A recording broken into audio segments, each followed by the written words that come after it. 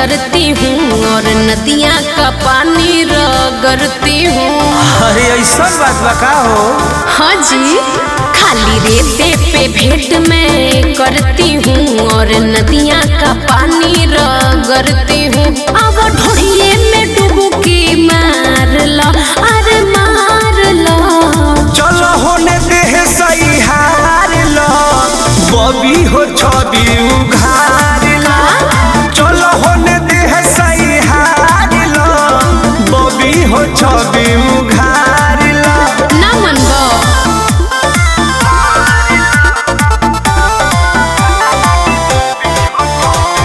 Music by Arya Sharma.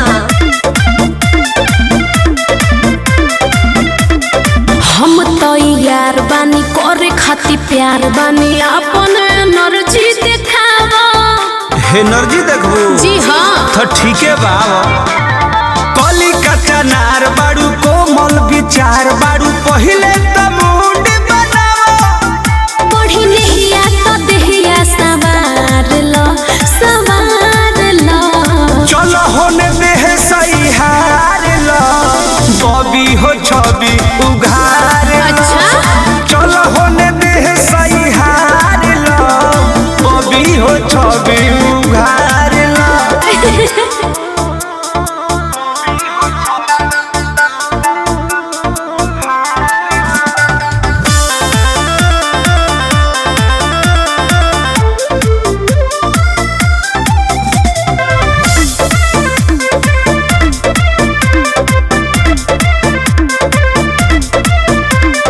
Krishna बेदर्दिया प्रमोद प्रेमी हे छेनी के कोरोना यूज। अरे यूज करब तो लगू भागे, बुझलू?